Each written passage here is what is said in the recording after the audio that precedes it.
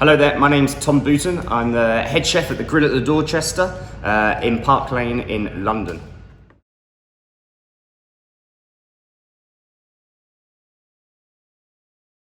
So today we're going to do a really beautiful Cornish cod. So we get the fish from a company called Flying Fish in Cornwall, and it gets delivered every night. So I place the order just now, so 9 o'clock in the morning, I place the order.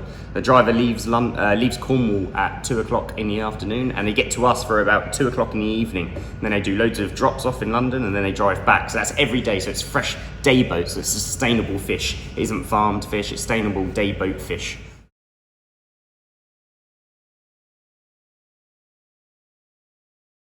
Cod has to be fresh because when you will see some types of cod through, if you go and look in Waitrose and you see the cod, what they have in Waitrose or any of the supermarkets, sometimes you can see some of it is really beautiful, but you can see sometimes the fish hasn't got the perfect flake or the pearl, we like to call it, of the beautiful colour. And you'll see that later on when we prep the whole cod, and you can really see the difference. But again, fish is very expensive. And when you eat it, the texture of the fish would almost go a bit cotton woolly, we like to say, so it can be a bit almost chewy.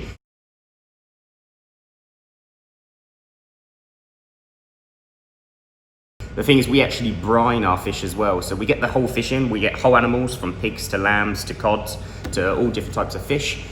We take it off the skin, which I'm going to show you later, and then we brine it in a 10% salt brine. So a brine is water and sugar, sugar and salt. We bring that to the boil, we make it once a week, and we keep a massive 6-litre tub in the fridge. And then we just brine the portions of fish for about 10 to 15 minutes, depending on the size. And what that does, it really firms up the fish. So when I pan fry it, it means it doesn't fall apart. Sometimes when you cook a bit of fish, especially if chefs do it with the skin on, you'll see the flakes all flaking off, where with this one, you'll see the fish will keep beautiful and strong together. And also it penetrates the seasoning of the fish as well. So you're doing it for 2 different ways.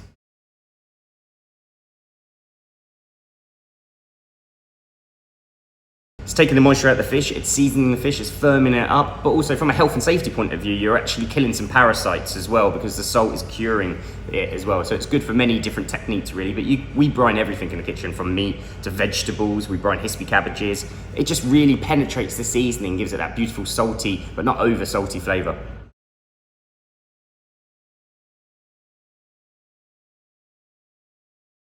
So the dish with that will be the beautiful cod. And then we've got these really stunning sand carrots, which are grown in sand, so they become super sweet because the dryness of the sand really intensifies the flavour of carrots. So on the bottom, we've just really simply roasted some carrots.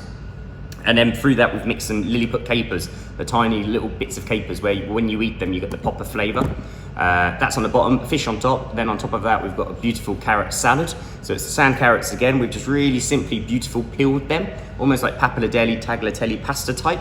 And then we pour a hot star anise pickle on top. So they're semi-cooked. They still have a bit of texture, but they are cooked as well. That's on top. And then we've got some macadamia nuts and some Brazil nuts. And then the sauce to finish is from the bones of the cod and some from the juice of the carrots as well. So we juice the fresh carrots, we have the roasted bone stock, so the fish stock, and we reduce them down together, and then we monte that, which means thicken with butter, and then we add a little bit of Chardonnay vinegar at the end. So it's really simple, really delicious fresh sauce.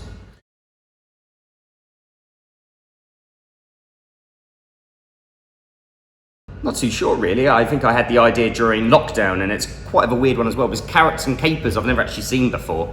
And when I did it, all of my boys and girls in the kitchen were like, oh, I'm not too sure about cod and capers and carrots, but now we absolutely love it. And yeah, it's super simple. I just like really clean flavours and carrot. So for me, we all know what a carrot tastes like, but when you've tried a sand carrot or you've tried a heritage carrot, a really stunning flavoursome carrot, there's a difference between the carrots you buy in the supermarkets. So it's about getting the best produce you possibly can. So I try and get the best cod I can get in the country, which we do have amazing fish around us as we're an island. I try and get the best vegetables I can get from my suppliers, and we just simply prepare them, but with 110% respect.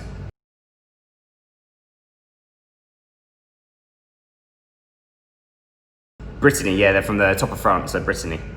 They're very famous for that, yeah. Well, France has amazing vegetables. The Runges market is like massive. It's about six times the size of Billingsgate, if anyone's ever been there. And it's absolutely ginormous, and they really pride themselves on some of the best vegetables. But also, we do have great vegetables growing here as well.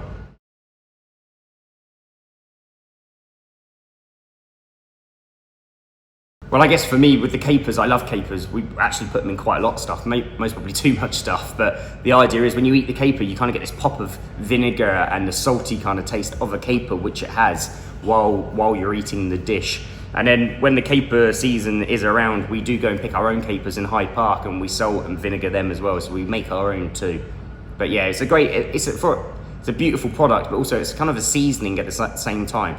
And seasoning for me isn't just salt and pepper. Seasoning is also vinegar. So for me, it's like the perfect seasoning, because you've got salt, you've got vinegar, and you've got the pop of flavor.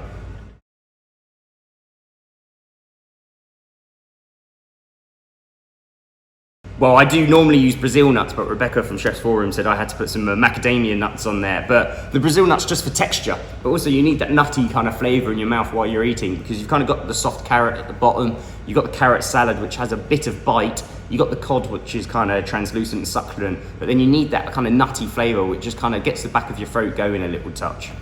Nuts with fish, nuts with a lot of stuff. We do another mackerel dish, and I always kind of put hazelnuts with beetroot, but I do really like using nuts as well.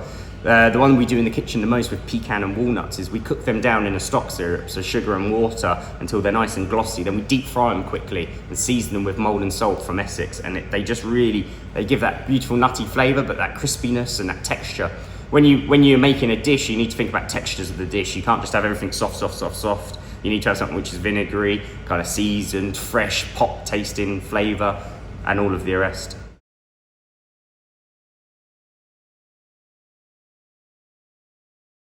Yes, it's on our a la carte menu, yeah. So I think last night we sold 15 portions, so yeah. So this cod is for dinner service tonight.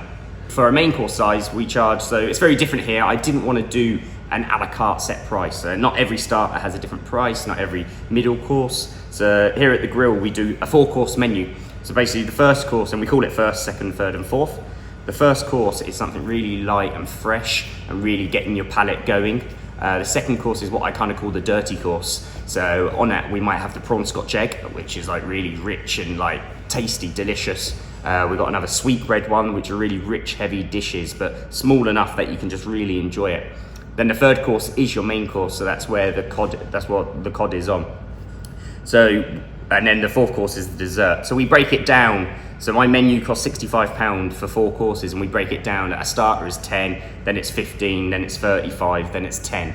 So from third, second, third and fourth. So that means the main course would be £35, which sounds like a lot, maybe for some people, but when you break down that a portion of cod costs me around £6, then I need to make some money back on that. The carrots cost £5 a kilo, and we go for about 20 kilos a week. So you can work the maths out there. And then Brazil nuts, a bag of Brazil nuts is £17 a kilo bag, and we only get kind of 25 portions out of them. So when you it might sound like a lot, but when you break everything down and then you got to pay for me, you've got to pay for the team, you've got to pay for the front of house, you've got to pay for the beautiful room, the glasses, the washing up. So there's a lot of elements that go into costing stuff and how you have to do that. So I made it very hard myself by making it a set price menu, because it means I have to average it out all throughout the menu, which sometimes is very tricky.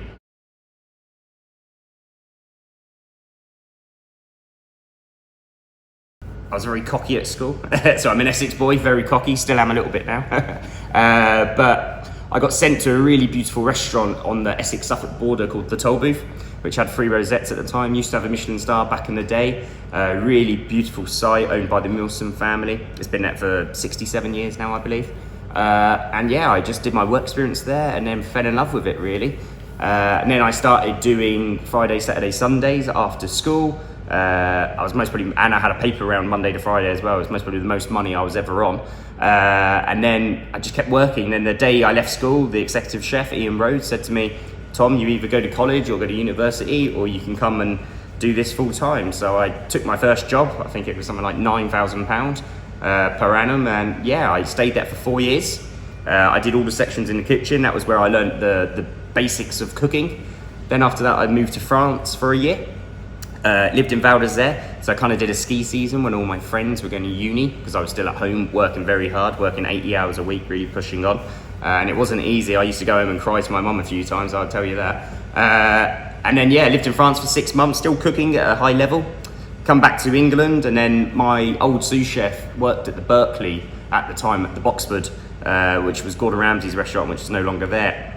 and he knew of Alan Williams, who was opening his own restaurant inside the Westbury. So I just rang up Alan and I got a job there. Worked a year for him there from 2012 to 2013.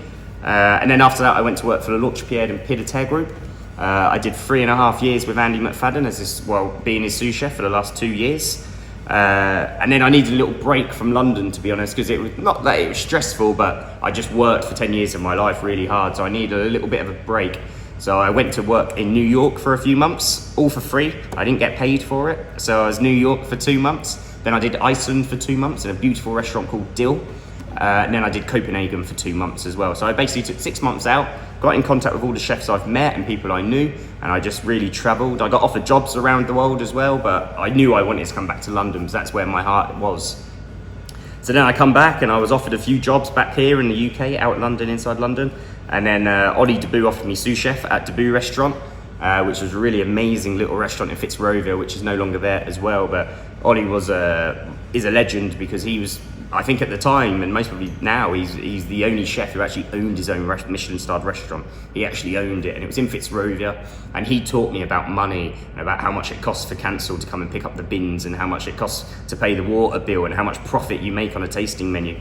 And it sounds like a lot of money, but I remember at Deboo, I think our tasting menu was £90. And I think when we worked it out, our profit was something like £1.14. It was minuscule. It's really, really tiny. These margins these restaurants work in, and this kind of restaurant, that small money we make as a profit.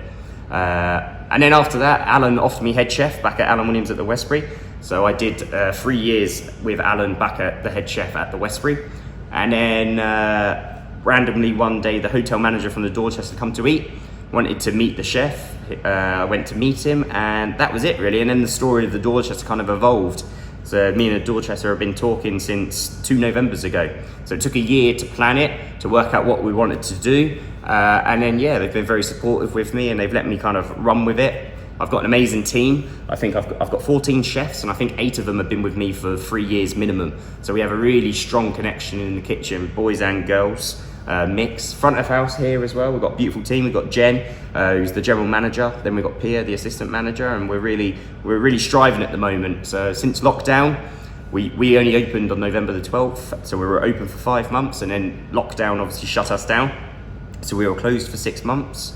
So we were closed longer than what we were open, which was pretty depressing after working on the project for a year.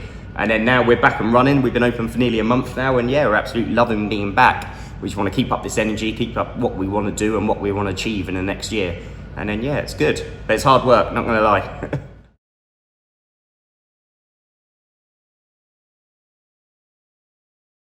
So, yeah, not going to lie to you guys, it's a really, really tough industry. It's hard, it's long hours, it's blood, sweat and tears. And you need to have this drive inside you. What I always say to the guys is, passion, energy, drive, stamina. These are like the 4 words you need to really, if you want to succeed in this industry, it will give you everything you want.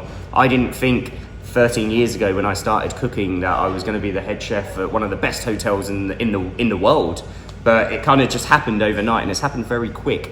And it's always, people always ask you, what's your 5-year plan? But you can never answer it because you don't know what's going to happen.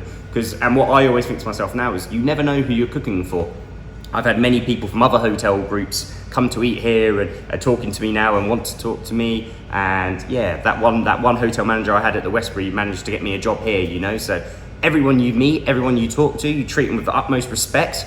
And yeah, you really work hard and it will pay off. If you have it in your heart, it will pay off, but it won't be easy.